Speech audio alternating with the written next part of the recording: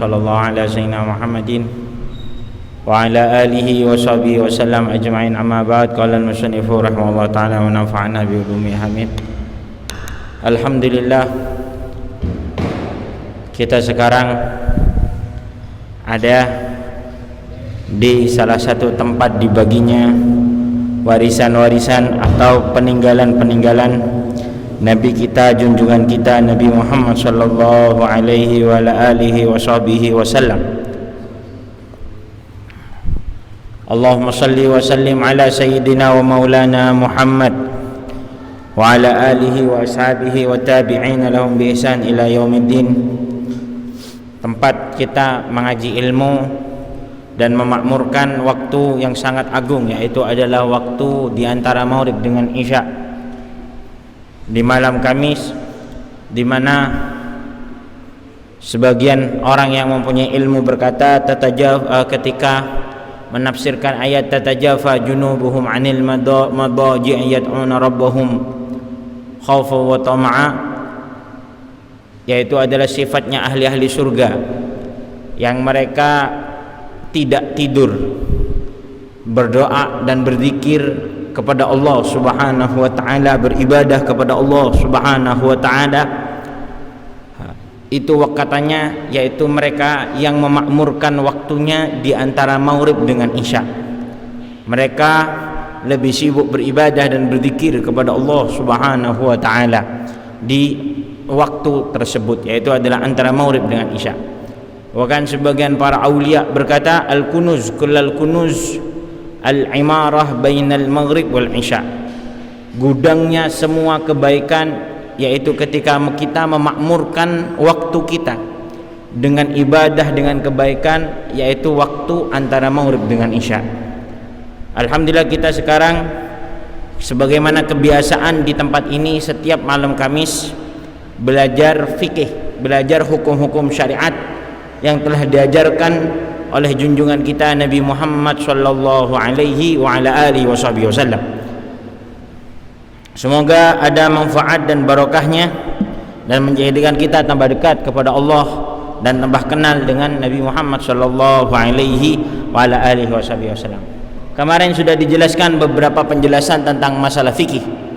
Sekarang kita menginjak kepada keterangan berikutnya, yaitu adalah tentang siwak. Nih kayu siwak, alhamdulillah bawa. Enggak bawa tutup saya nih, balik lagi. Kita sekarang mau menjelaskan tentang bab siwak. Siwak yaitu adalah sesuatu yang dipakai untuk membersihkan gigi dan sekitarnya. Sesuatu tersebut disyaratkan atau disyaratkan sesuatu tersebut sesuatu yang kasar. Jadi sesuatu yang kasar yang dibuat untuk membersihkan gigi itu sudah masuk kepada kategori siwak. Baik itu sikat gigi, baik itu baju yang kasar. Ini baju ada seratnya kan, tisu bisa, tapi kalau plastik tidak bisa karena tidak ada kasarnya, nggak bisa, licin plastik, latofah. Jadi sesuatu yang kasar, baju, kain, atau siwak sendiri, itu dikatakan namanya siwak. Siwak ini ya ikhwan adalah sesuatu yang sangat dicintai oleh Nabi Muhammad SAW. Dulu para sahabat surban, ini surban. Jadi bajunya orang dulu tidak ada kantong. Ini kantong adanya di sekarang, ada di daerah Indonesia. Daerah mana? Indonesia. Orang Arab mana bisa sampai semakin boy. Niki sebagian bajunya tidak ada kantong. Nah, sebagian ada gamis, itu ada kantongnya. Tapi ada sebagian gamis tidak ada kantongnya. Tidak ada kantongnya. Jadi kantong baju ini barusan. Dulu tidak ada kantong itu. Makanya Rasulullah ini kalau bawa apa-apa itu bawa apa? Tas. Jadi Rasulullah ini di tasnya selalu bawa siwak, terus bawa celak, cermin. Ini ada di tasnya. Kenapa? Karena dulu tidak ada kantong. Makanya Rasulullah ini kalau kemana-mana bawa bawa tas di dalamnya ada siwak, celak dan yang lain. Wahakada. Jadi bajunya orang dulu tidak ada kantong. Makanya para sahabat kalau mendengarkan ayat Al-Quran supaya tidak lupa, maka para sahabat membawa membawa pen.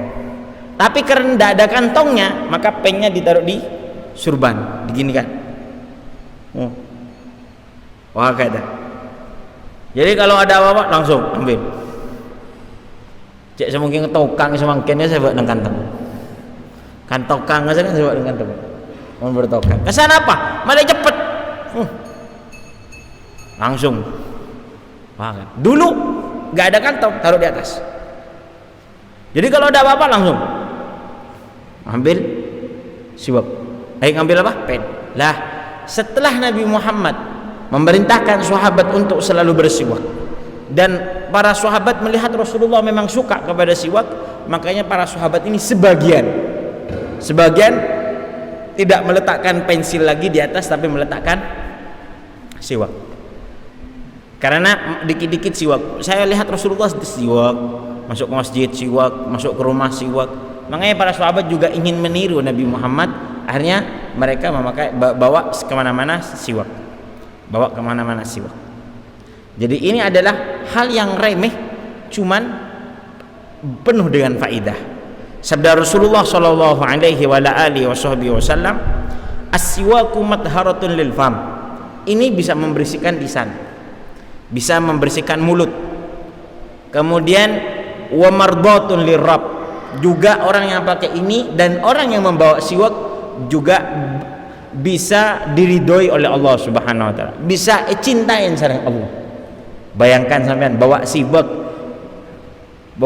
oleh kencaran terus. Ngibenabai oleh kencaran. Bawanya saja sudah dapat pahala. Apalagi memakai siwak.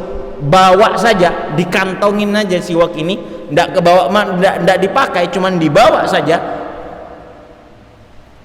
Maka siwak ini maka orang tersebut mendapatkan pahala. Mardatun lirrabb. Mendapatkan pahala atau mendapatkan ridha dari Allah Subhanahu wa taala. Kemudian Rasulullah sallallahu alaihi wasallam bersabda, "Wa majlatun lil basar."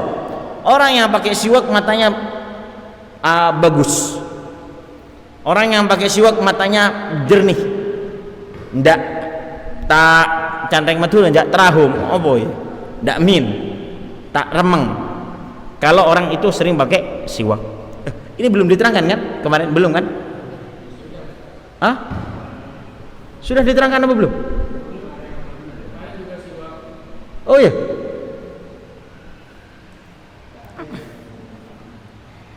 Oh, tentang masalah. Oh ya, ahkamus siwak. Jadi kita langsung pakai kepada hukum siwak ya. Karena ini sudah diterangkan dari kemarin. Ya khair. Jadi ini sudah tentang masalah fadilah atau keutamaan siwak sudah dijelaskan dari kemarin. Kita sekarang menginjak kepada hukum siwak.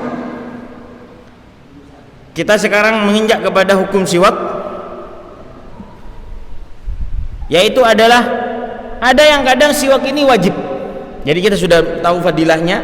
Kita sekarang menginjak kepada hukum-hukum siwak. Kadang memakai siwak ini wajib, tapi mayoritas siwak ini sunnah. Tapi kadang siwak ini menjadi wajib. Kapan? Apabila siwak ini nadar. Jadi saya mau nadar, kalau saya mendapatkan uang, maka saya mau pakai siwakan terus, mengikuti sunnah Nabi Muhammad SAW. Saya nadar kalau saya ini mendapatkan keuntungan hari ini oleh pese, oleh gajian umpamanya, maka saya akan memakai siwak, karena siwak adalah sesuatu yang sunnah. Jadi kalau nadar tidak boleh kecuali sesuatu yang sunnah. Nadar tidak boleh kecuali sesuatu yang sunnah. Contohnya mau nadar apa? Mau nadar sholat, tidak bisa. Memang sholat sudah wajib, ngapain dinadari? Gak bisa juga siwak nadar sesuatu yang haram. Saya kalau dapat uang nadar, apa nadarnya? Apa caranya kalau tentang keruah? Tak bisa, itu haram. Atau sesuatu yang mubah, nggak berkaitan dengan pahala. Contohnya kula mun oleh kula mun paringin beres terote dunga sehari semalam. Loh, nggak bisa, itu bukan nadar.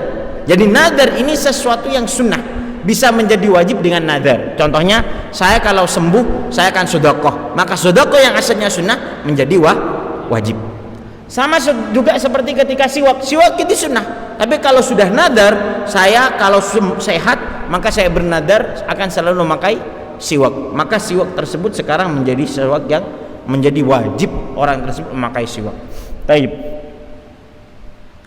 Atau siwak ini wajib ketika contohnya ada perkara najis, tidak bisa bersih kecuali dengan pakai siwak.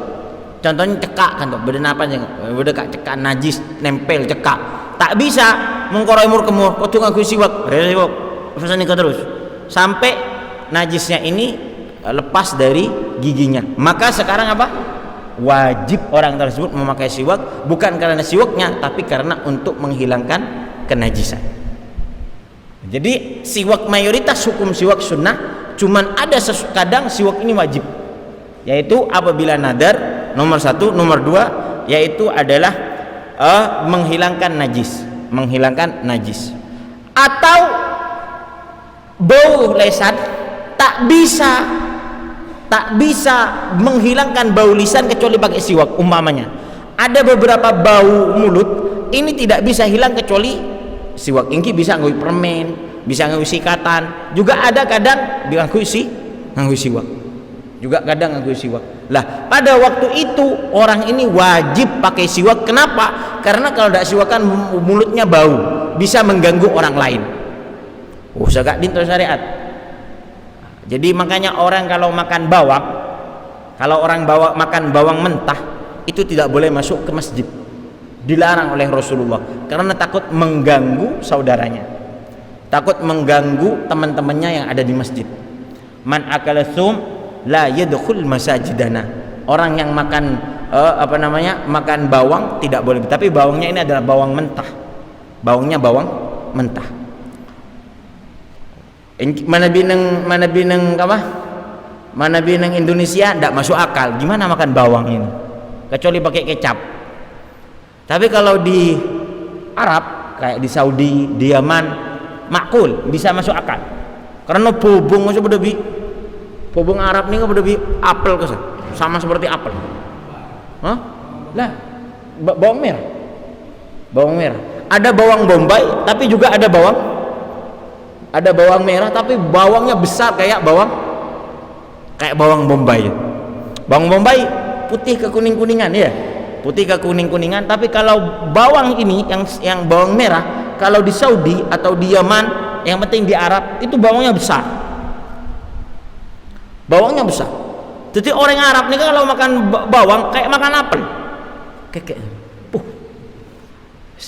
Saya nggak ngerti ke hadis ini kecuali ada di Mekah. Kecuali waktu ada di Yaman.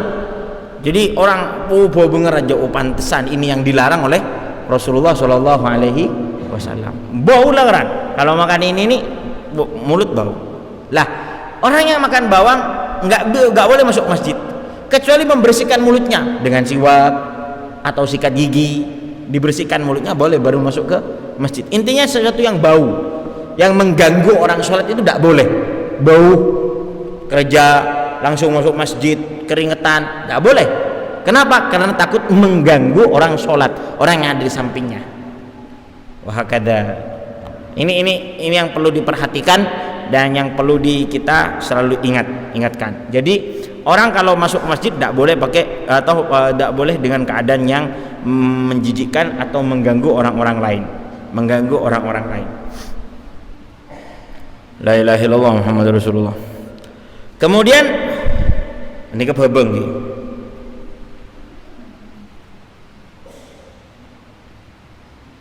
Kemudian tentang masalah bawang, pernah Nabi Muhammad ini tidak makan nasi gara-gara di nasinya ada bawang mentah. Jadi Rasulullah ini pernah tidak makan nasi karena di nasinya ada bawang mentah. Jadi Rasulullah ini pertama kali nyampe ke Madinah, Rasulullah Kak Dinto ngampong Roma ke namanya sahabat Ayyub Al-Ansari. Beliau wafat dan dikuburkan di Istanbul. Sampai sekarang ada kuburannya, Sayyidina Abu Ayyub Al-Ansari. Beliau rumahnya kan zaman ada, kalau sampai lihat foto-foto zaman dahulu, rumahnya Abu Ayyub Al-Ansari ini di dekat dengan makamnya Rasulullah SAW. Di luar masjid mungkin jarak 2 meter dari masjidnya Rasulullah. Di foto-foto dahulu ada, itu rumahnya Abu Ayyub Al-Ansari yang pernah ditempati oleh Nabi Muhammad SAW. Abu Ayyub Al-Ansari rumahnya tingkat, ada di atas ada di bawah. Ketika Nabi Muhammad nyampe ke Madinah, numpang ke rumahnya Abu Ayyub Al-Ansari. Abu Ayyub Al-Ansari menginginkan Nabi Muhammad ada di atas. Kenapa? Karena takut suul adab, candeng matur takut cangkolang. Masa Nabi bode bobo engkau bode di atas. Makanya dengan Abu Ayyub Al-Ansari diaturkan Nabi Muhammad di atas, Abu Ayyub ada di bawah. Cuman Nabi Muhammad meminta kalau diperbolehkan saya ada di bawah saja. Kenapa? Karena saya bakal banyak tamu. Orang-orang banyak datang ke saya, tanya hukum, tanya ini, mau salaman, mau tanya-tanya, mau ngobrol. Kasihan kalau masih naik ke atas, lebih baik di bawah aja. Nah, terus Abu Ayyub Al-Ansari ini kalau di atas, karena Abu Ayyub Al-Ansari itu di atas, dan tentunya Nabi Muhammad masih sendirian, tidak bawa istri. Sayyidatuna Aisyah masih ada di Mekah. Kemudian istri Rasulullah pada waktu yang ditinggalkan Sayyidatuna Saudah bintu Zam'ah dengan Sayyidatuna Aisyah bintu Abu Bakar, itu ditinggal di daerah Mekah, ditinggal di Mekah, nggak dibawa ke Madinah. Jadi Nabi Muhammad sendirian. Lah, Sayyidina Abu Ayyub Al-Ansari ini kalau mau tidur lihat dulu ke bawah. Jadi kan bukan pakai tembok, bukan pakai coran. Jadi pakai kayak kayu gitu. Jadi kelihatan di bawah Nabi Muhammad ada di mana. Kalau Nabi Muhammad di sebelah kiri, Abu Ayyub tidur di kanan. Kalau Nabi Muhammad tidur di daerah sini, Abu Ayyub tidurnya daerah sini. Tidak mau dipas di atasnya Nabi Muhammad SAW. Kalau Nabi Muhammad sebelah timur, maka Abu Ayyub tidurnya sebelah barat. Kalau Nabi Muhammad sebelah utara, Abu Ayyub tidurnya sebelah selatan. Tidak mau pas di atasnya Rasulullah SAW. Terus Abu Ayyub ini tiap hari ngasih makanan nampan, gandum apa.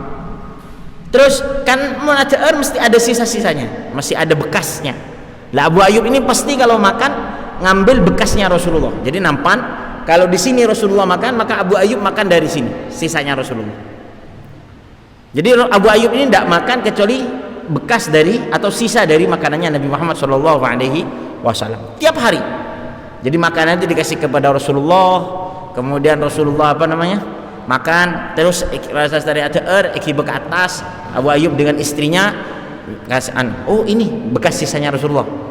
Akhirnya dengan Abu Ayyub dimakan. Suatu ketika nasi ini tak luang, nasi ini masih utuh, nggak ada bekas tangan. Turun Sayyidina Abu Ayyub Al-Ansari takut makanannya haram atau syubhat, karena Nabi Muhammad tahu makanan yang haram atau makanan yang syubhat. Nabi Muhammad tahu, pasti dikasih tahu oleh malaikat Jibril. Lah Abu Ayyub Al-Ansari khawatir, takut ada sesuatu yang haram masuk ke rumahnya. Akhirnya Abu Ayyub tanya kepada Nabi Muhammad, ya Rasulullah, kenapa kok haram? Kenapa kok gak dimakan? Karena ada bawang putih. Karena ada bawangnya. Maaf, bukan bawang putih. Karena ada bawangnya. Haramun ya Rasulullah, apakah haram makan bawang putih? Lah. Tapi nukallim, saya berbicara dengan orang yang kamu juga gak bicara. Artinya lawan bicara saya tidak sama seperti lawan bicaranya kamu. Mungkin kamu ketemu sama orang 1-2 orang setiap harinya. Tapi kalau saya terus ketemu sama orang, terus malaikat Jibril, fa innal malaikata tata'adda kama yata'adda banu Adam. Manusia, malaikat ini juga merasa risih sebagaimana manusia merasa risih. Tapi mun manusia kak dinto mun mulai sana sampean bau, maka malaikat tidak mau dekat-dekat. Dengan Rasulullah kasihan kepada malaikat Jibril. Malaikat Jibril sering kumpul dengan Nabi Muhammad. Kalau lisannya Nabi Muhammad bau, maka malaikat Jibril kasihan, merasa tidak enak dengan Nabi Muhammad SAW. Makanya Nabi Muhammad tidak makan bawang mentah. Sejak itu Sayyidina Abu Ayyub Al-Ansari, ya Rasulullah, karena engkau sekarang tidak mau makan bawang mentah, mulai dari sejak ini saya tidak mau masak yang ada bawangnya. Mulai dari malam ini saya tidak mau masak sesuatu yang ada bawangnya. Begitulah cintanya para sahabat kepada Nabi Muhammad sallallahu alaihi wasallam. Mun kita tidak usah ke bawang aja, cukup jaga lisan dari bohong, dari merendahkan orang atau menggunjing orang, ini sudah bagus. Nggak usah sampai lisan kita meninggalkan bawang yang mentah. Cukup lisan kita ini sudah meninggalkan hal-hal yang ghibah, hal-hal yang berbau dosa kayak ghibah, menggunjing orang, membuka kejelekan orang. Itu sudah baik, sudah bagus, sudah sangat bagus untuk zaman ini. Kemudian hukum siwak yang ketiga, yaitu adalah makruh. Kapan siwak makruh? Kalau dilakukan oleh orang puasa setelah sholat duhur. Kalau dilakukan oleh orang yang puasa, dilakukan setelah sholat duhur. Rasulullah SAW bersabda, orang puasa ini khamsun u'atitu bihin walam yu'ta bighairi walam yu'ta nabi bighairi. Ada 5 perkara di mana 5 ini diberikan kepada saya dan tidak diberikan kepada orang lain. Jadi para nabi enggak mendapatkan kekhususan atau pemberian keistimewaan yang diberikan oleh Allah Subhanahu wa taala. Ada 5 perkara yang diistimewakan oleh Allah untuk Nabi Muhammad sallallahu alaihi wasallam. Salah satunya yaitu adalah umatnya la khalufu famis shaim hina yumsun. Nah ini. Jadi ada riwayah yaumul qiyamah, ada yang riwayah hina yums. La khalufu famis shaim hina yumsun atyab indallahi min rihil misik. Lisannya can reng matura apa can bahasa Indonesia ini? Hah? Apa gitu? Kesel. Hah? Gini kawan. Apa orang abasa ini lebih ketika sore hari, hina yumsun. Ketika sore hari itu lebih harum menurut Allah dan para malaikat daripada keharuman minyak misik menurut kita. Atau bau mulutnya orang puasa ketika sore hari itu apa? Apa? Ini kawan. Aroma orang mulutnya orang puasa ketika sore hari itu lebih harum menurut Allah dan para malaikat daripada bau minyak misik menurut kita. Minyak misik ini saya pernah cari-cari di Saudi mungkin 7 tahun yang lalu atau 6 tahun yang lalu, lebih sekitar 6 tahun yang lalu saya pernah ke Mekah, cari-cari, tanya-tanya, bukan cari-cari sih, tanya-tanya, iseng-iseng aja, tanya-tanya bau minyak misik yang bagus lah, yang bagus. Dikasih dikrus ke Indonesia sekitar 22 juta satu botol. Itu masih yang grade B atau grade C, masih tingkatan nomor 3 atau tingkatan nomor 2, belum dikeluarkan tingkatan nomor asli yang pertama. Mungkin saya nggak potongan beli mungkin. Makanya beri si nomor telok. Itu kalau dikrus ke Indonesia itu sekitar harganya 20 atau maaf, saya bukan bicara dunia, semoga saya diampuni dosanya oleh Allah Subhanahu wa taala kalau saya dianggap bicara dunia di masjid, tapi saya ingin mencontohkan minyak misik yang ternyata itu minyak misik ini lebih dianggap harum, ternyata bau mulutnya orang puasa itu lebih harum daripada minyak misik. Itu harganya yang grade C sekitar, kalau saya krus di Indonesia dulu itu sekitar 21 atau 22 juta. Ini yang tingkatan 3. Yang masih campurnya sedikit dari darahnya kijang. Naam. La ilaha illallah. Lah, bahasanya di hadis ini ketika sore. Sore ini kapan? Bahasa Arabnya sore itu masak. Jadi dalam bahasa Arab yang dikatakan masak atau sore itu adalah mulai dari kingser are, mulai dari gesernya matahari dari pertengahan poros bumi agak ke barat sampai terbenamnya matahari, itu dikatakan sore. Jadi sore itu kalau sudah matahari agak ke barat dari pertengahan pas agak ke barat sampai terbenamnya matahari, itu dikatakan sore. Makanya sebagian para ulama mengatakan, jadi apa maksudnya mulutnya orang puasa ini lebih harum daripada minyak misik? Artinya jangan dihilangkan. Ini harum, jangan dihilangkan. Bagaimana cara menghilangkan? Pakai siwak. Makanya siwak ini makruh ketika siang hari. Ketika siang hari itu makruh sampai terbenamnya matahari. Kenapa? Karena pada waktu itu mulutnya orang puasa lebih harum, aromanya, bau mulutnya orang puasa lebih harum daripada minyak misik. Makanya makruh dihilangkan. Baik.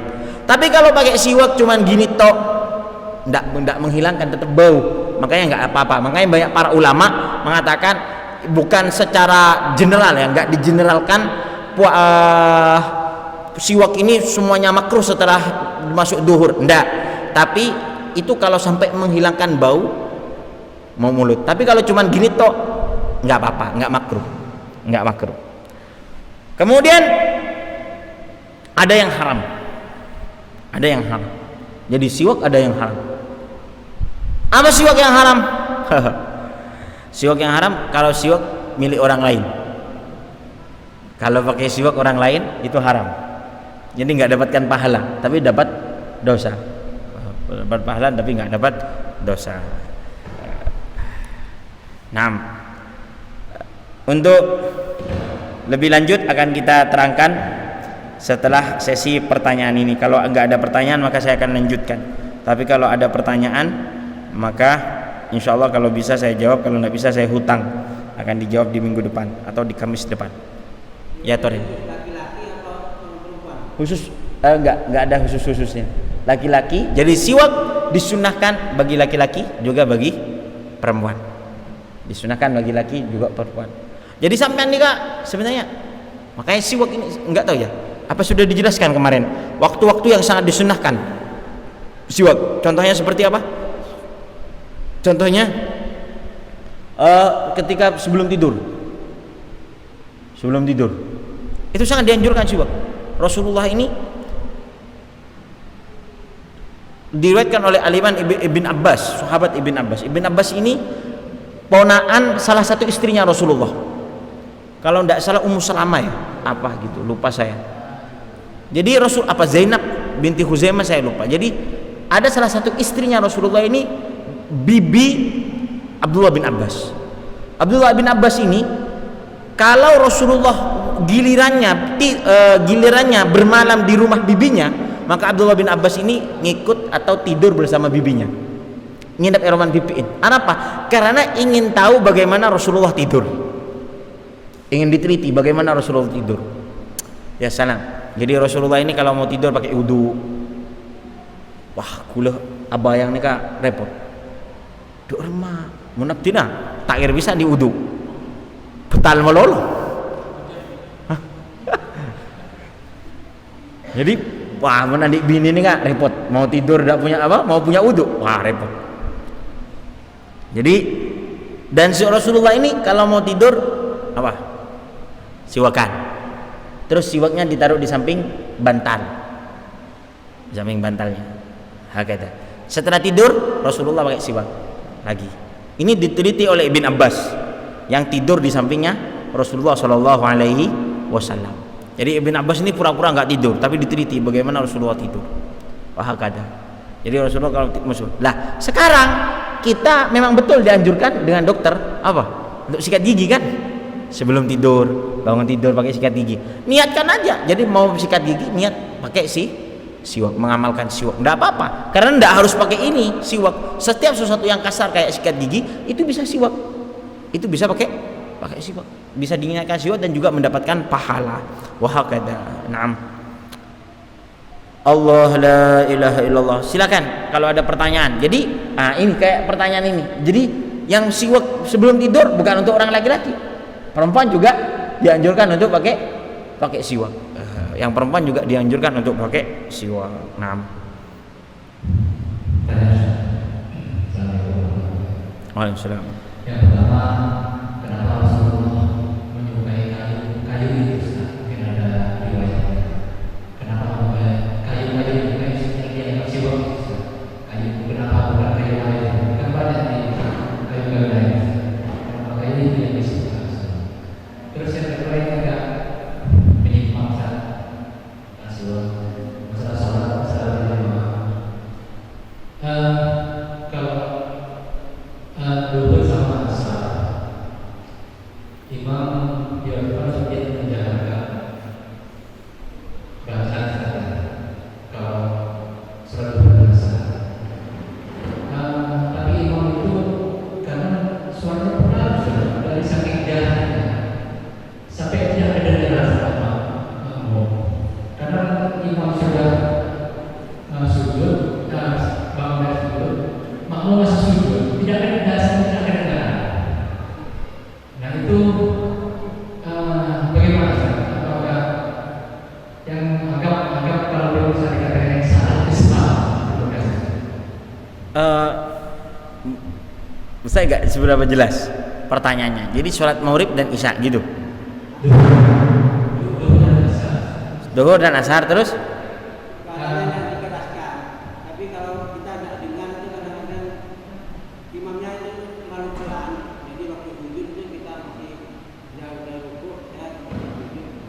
Oh gitu. Artinya tidak bareng dengan imam. Dan tidak dengar, saking imam itu tidak mengeraskan suara. Iya. Jadi makmum itu tidak dengar apa yang Bapak Allah Akbar. Kadang suara kita jelas.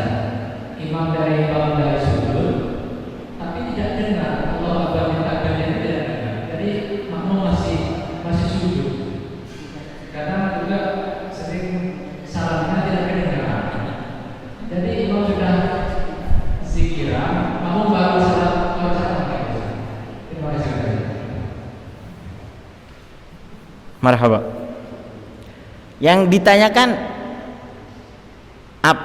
imam apa makmumnya atau yang ditanyakan gimana? Apa boleh imam kayak gitu atau makmumnya apa yang harus dikerjakan?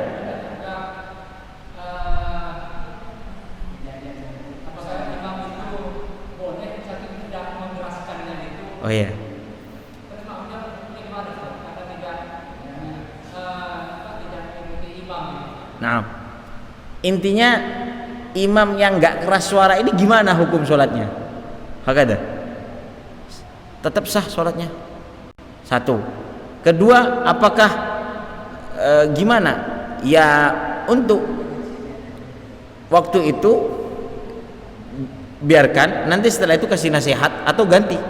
Kalau memang nggak keras ke suaranya. Tapi imam yang kayak gitu bukan tidak sah sholatnya ya. Tetap sah sholatnya, cuman tidak melakukan hal yang lebih utama. Yang lebih utama mengeraskan suara ketika takbir. Ketika baca sami Allahu liman hamidah, itu disunahkan untuk mengeraskan suara. Ini kan yang nggak mengeraskan suara ketika takbir, begitu kan? Jadi takbir ini disunahkan untuk keras, sunnah.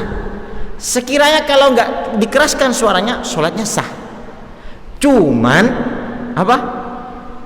Nggak melakukan kesunahan untuk mengeraskan suara.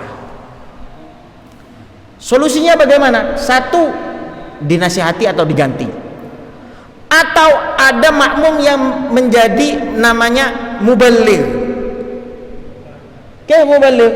Jadi waktu imam rukuk, jadi dia Allahu Akbar. Jadi yang mengeraskan suara yaitu adalah makmum. Jadi solusinya seperti itu. Solusinya kalau nanti imam nggak keras suaranya, maka disunahkan makmum untuk mengeraskan suaranya sebagai muballigh. Jadi kalau imam sujud sekarang suaranya lirih, Allahu Akbar. Makmum sekarang yang mengeraskan suara di belakangnya, Allahu Akbar. Itu namanya muballigh. Ini solusi kalau imam yang suaranya kecil.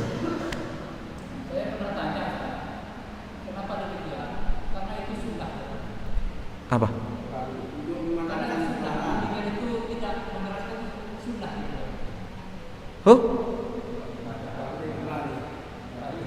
Oh ya, Haji.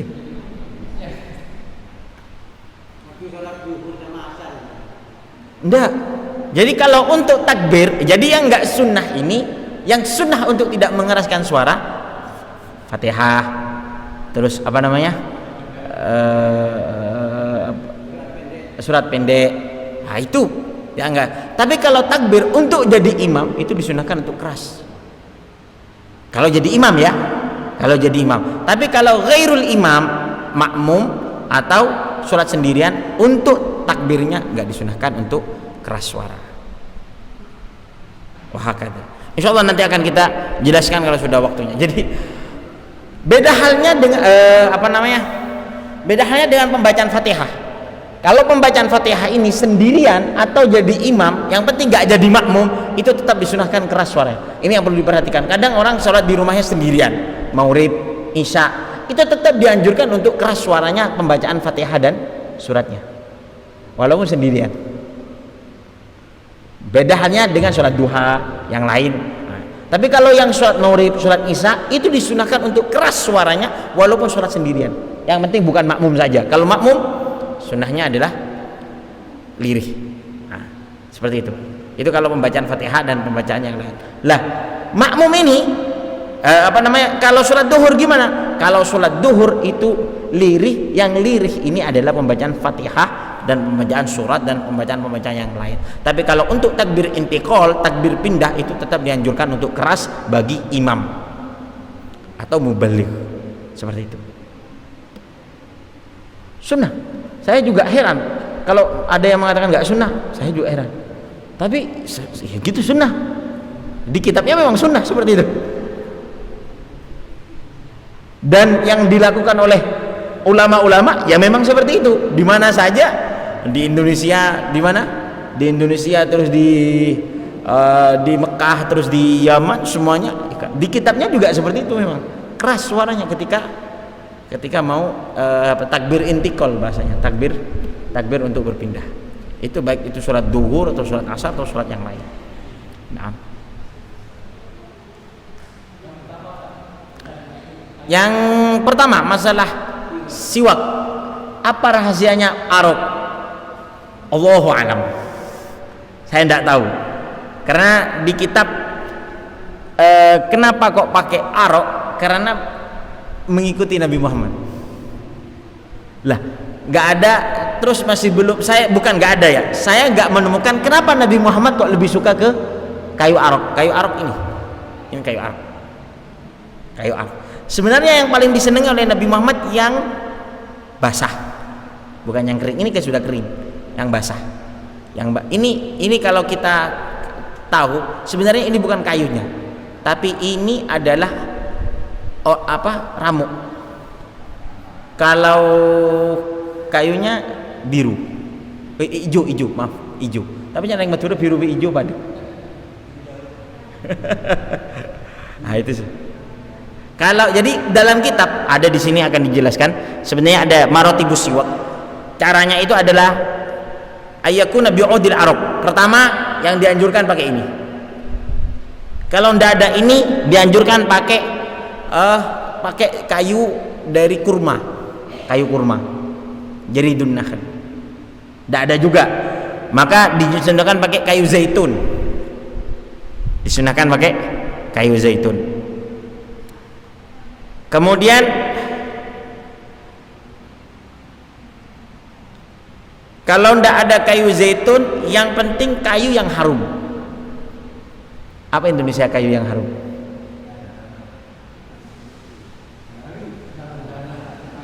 Kayu gaharu. Kayu cendana. Tapi banyak ketan agak lagi. Semua bagiatul awad. Jadi kalau udah ada, yang penting kayu aja. Kalau udah ada kayu, maka sekarang pakai sesuatu yang kasar. Pakai ini, kain, atau pakai bawa sikat gigi ke masjid. Yang penting kasar, seperti itu. Ini marotib atau tingkatan-tingkatan siwak yang paling dianjurkan. Pertama yaitu adalah kayu, arok. Arok ini yang paling dianjurkan apa? Arok yang basah atau kering yang munadda. Kering yang munadda yaitu adalah kering yang dibasahkan. Jadi disunahkan di atasnya ini dikasih air. Kalau ketika wudu dikasih air terus siwak. Hakada. Mungkin kemarin sudah dijelaskan bahwa orang yang sholat pakai siwak itu lebih afdal daripada sholat 70 rakaat tapi tidak pakai siwak. 70 rakaat. Eman ya ikhwan. Eman, sangat eman. Jadi orang yang pakai siwak itu lebih utama. 2 rakaat, sampean sholat 2 rakaat pakai siwak, pahalanya lebih besar daripada sampean sholat 70 rakaat tapi tidak pakai siwak. Ini sudah dijelaskan kemarin. Sudah dijelaskan. Kan diceritakan ada salah satu ulama dalam kitab Fiqhul Hikayat. Nah, itu diceritakan. Ada salah satu ulama mau sholat masuk ke masjid. Tak ibu siwak.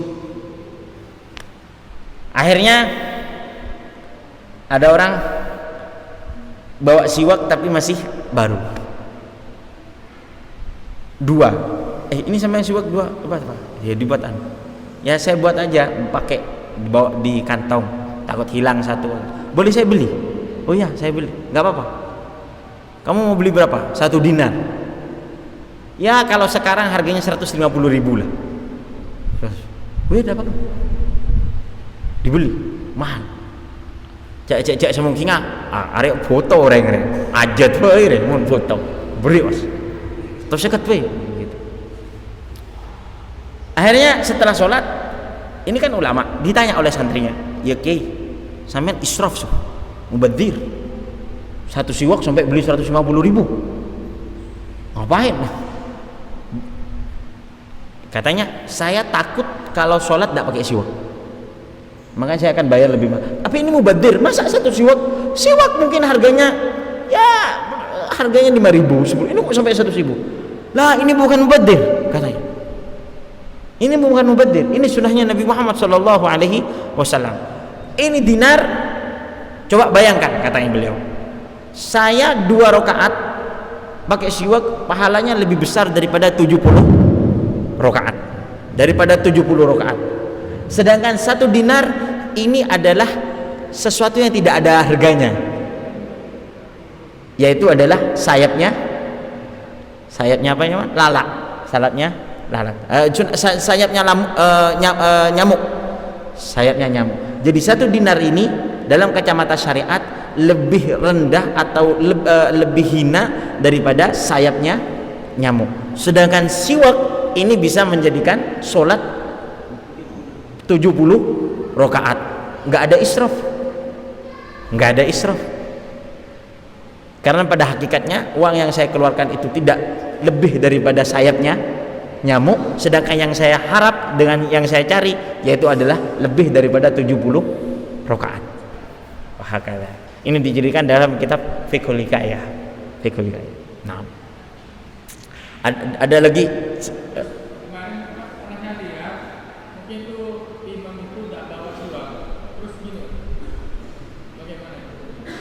itu termasuk siwak juga. Makanya siwak ini enggak harus yang kayu. Ini saya sebutkan barusan. Jadi kalau bisa pakai kayu ini, kalau enggak ada pakai kayu korma, kalau enggak ada kayu korma, kayu zaitun, kalau enggak ada kayu zaitun yang penting kayu yang harum. Kalau enggak ada kayu yang penting yang kasar. Yang kasar. Apa yang kasar? Kayak ini. Baju. Terus apa namanya? Tisu. Kalau pakai jari-jari boleh, tapi jari-jarinya orang lain. Kalau jari-jari sini ini tidak bisa. Kenapa? Karena jari-jari ada kasarnya. Ada kasar kan, kayak ada serat-serat. Coba saya pegang. Ada kayak serat-seratnya gitu. Enggak kayak pakai, kalau pakai apa namanya? Keramik ini kan halus. Atau plastik, ini halus. Tidak bisa dibuat siwak. Kalau plastik tidak bisa dibuat siwak karena halus itu. Lah, kalau jari-jari gimana? Boleh, asalkan jari-jarinya dipotong.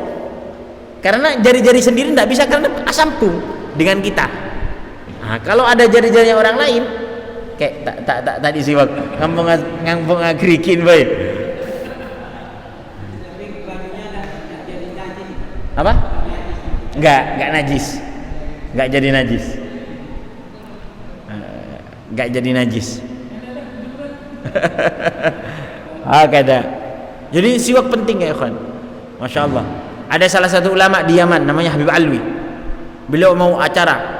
Nah, ini kan dulu tidak ada mobil, jadi pakai onta. Ada acara, mau hadir acara. Ternyata jalan menuju jalan menuju acara banjir. Ketika melewati banjir, siwaknya jatuh. Langsung dia turun, diambil siwaknya. Padahal mau ke acara. Ditegur oleh santrinya, oleh pengikutnya. Bukan ditegur, ditanya, ya Syekh, ya Habib, kenapa sembian kok basa-basa padahal mau hadir ke acara? Oh ya, saya takut nanti mau baca Al-Quran, mau sholat, siwak saya tidak ada. Bagi saya siwak lebih mahal daripada baju. Masya Allah, tabarakallah. Nah, ada pertanyaan lagi, silakan. Ya Tonen.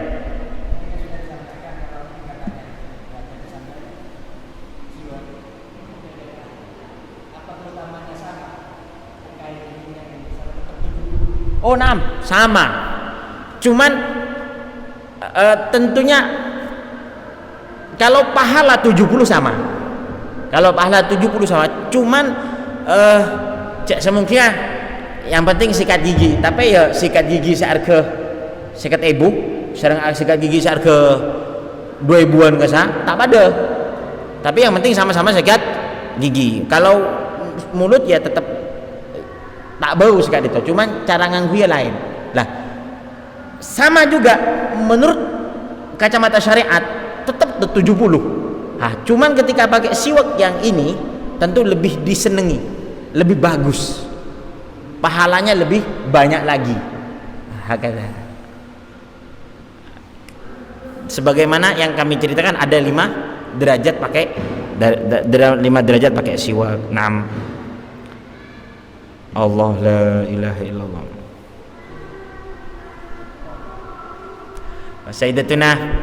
Sayyidatuna Fatimah, Sayyidina Ali diriwayatkan ketika malam pertama dengan Sayyidatuna Fatimah, Sayyidah Fatimah pakai siwak. Sayyidina Ali agak cemburu. Waduh, saya sebelum menyentuh sudah disentuh siwak. Kata. Sudah? Ya tadi. Mungkin ini masalah sholat. Kemana hukumnya ini kalau kita sholat pada rakaat pertama surat pendeknya membaca artinya tidak berurutan. Rakaat yang kedua surat pendeknya membaca al-Duha, tidak berurutan secara yang kedua tuhnya kalau kita lupa artinya kita sedang sujud kemudian seharusnya tahiyat awal ternyata berdiri tapi belum berdiri ingat bahwa dia harus tahiyat, dia duduk kembali. Ini sudah banyak gerakan apa itu termasuk batal. Terima kasih. Iya. Pertanyaan pertama, bagaimana hukum sholatnya? Hukum sholat yang pertama itu tidak apa-apa, cuman khilaful aula, hanya meninggalkan keutamaan saja. Jadi yang lebih utama kalau sholat suratan ini, surat yang pertama lebih panjang daripada surat yang kedua. Kemudian surat pertama surat yang dibaca di rakaat pertama lebih dahulu daripada surat yang dibaca di rakaat kedua. Jadi kalau alha sunnahnya wal asri. Kenapa? Karena alha lebih panjang, wal asri lebih pendek. Alha juga lebih dahulu daripada wal asri. Hakada. Tapi kalau rakaat pertama baca alha, rakaat kedua baca wadduha. Ini sudah meninggalkan 2 kesunahan. Apa? Tidak urut. Nomor 2, kayaknya lebih panjang wadduha daripada alha. Kayaknya lebih panjang wadduha daripada alha. Iya, apa sama? Lebih panjang wadduha, iya. Jadi nggak apa-apa sholatnya, cuma meninggalkan 2 kesunahan, meninggalkan 2 pahala. Artinya dia nggak mendapatkan pahala apa? Runtutan surat dalam membaca. Kemudian surat yang pertama itu harus lebih panjang atau dianjurkan untuk lebih panjang daripada surat yang dibaca di rakaat kedua. Wahakada. Naam. Kemudian pertanyaannya kedua, bagaimana kalau di rakaat kedua mau yang aslinya dia duduk tasyahud awal, karena dia lupa maka dia berdiri. Kalau dia makmum maka harus duduk mengikuti imam. Kalau dia makmum. Tapi kalau dia imam atau sholat sendirian, kalau sudah ada di pertengahan maka tidak boleh duduk, harus teruskan berdiri. Kalau dia duduk kembali, ngelamun umpamanya, tadi rakaat kedua, tujuh dulu. Kalau dia sengaja dan dia tahu hukumnya, maka batal sholatnya. Tapi kalau nggak tahu hukumnya tidak apa-apa. Nah sekarang kan sudah tahu, makanya jangan dilakukan lagi. Makanya kalau sudah berdiri, ada sudah saborana, sudah gini, lah ini sudah, makanya teruskan aja. Teruskan aja. Tapi kalau masih gini, kita tasahud, boleh? Kita sakau cain tapi cuma ngatek, kita tasahud sini kan? Hah? Tasahudnya sudah, ya. Karena kalau sudah agak berdiri, ya teruskan aja. Kalau kembali, maka batal sholatnya. Kalau dia tahu keharaman dan kalau dia tahu hukumnya, ya umpamanya tak oning, kita atas tasahud boleh, tapi dia tidak tahu, memang dia belum belajar, belum tahu, kalau kembali lagi maka batal sholatnya, maka nggak batal. Nah, karena sudah tahu, maka sekarang harus kalau melakukan hal ini lagi langsung berdiri aja. Nggak usah tahiyat awal, karena sudah nggak usah tahiyat awal, tapi nanti diganti dengan sujud sahwi. Diganti sunnahnya diganti dengan sujud sahwi. Naam. Gimana?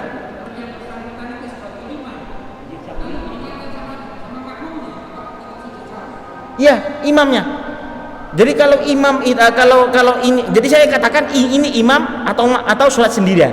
Tapi kalau makmum ya harus ikut imam. Imam berdiri ya nggak boleh. Wah, imam kok berdiri nggak tasyahud awal? Saya mau tasyahud awal aja. Nggak boleh, harus berdiri. Ini kalau imam, kalau makmum. Jadi makmum ini enak, ikut imam aja sudah. Imam berdiri, imam duduk. Yang saya katakan barusan ini kalau sholat sendiri atau jadi imam.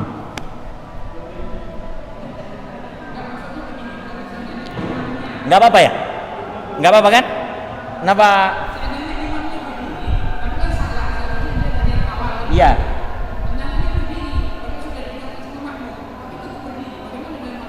Ikut berdiri, wajib ikut imam.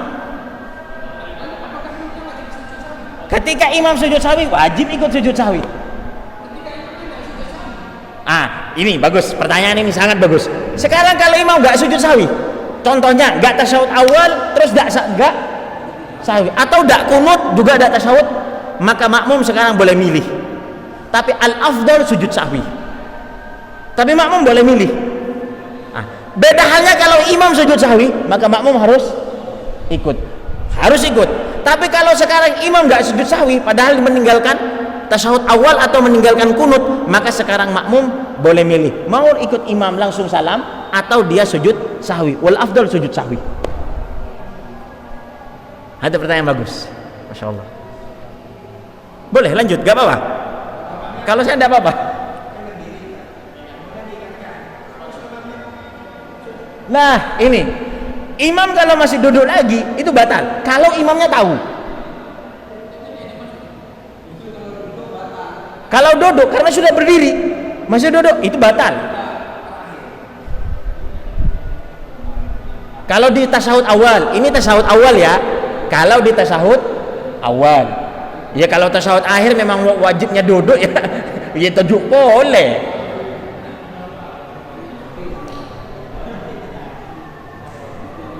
Ini pembahasannya tasyahud awal dari awal ya.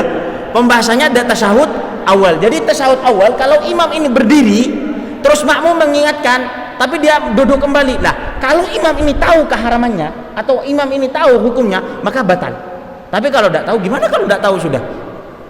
Wah, kata. Apa?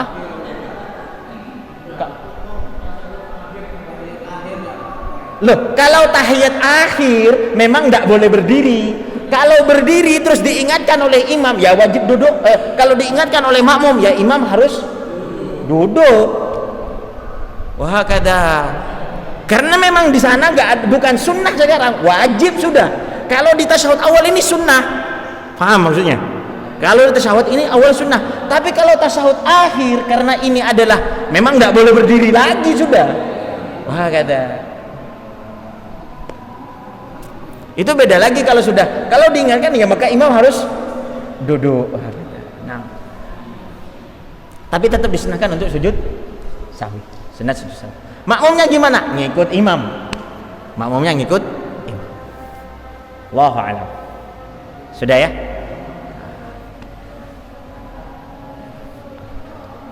Al-Fatihah.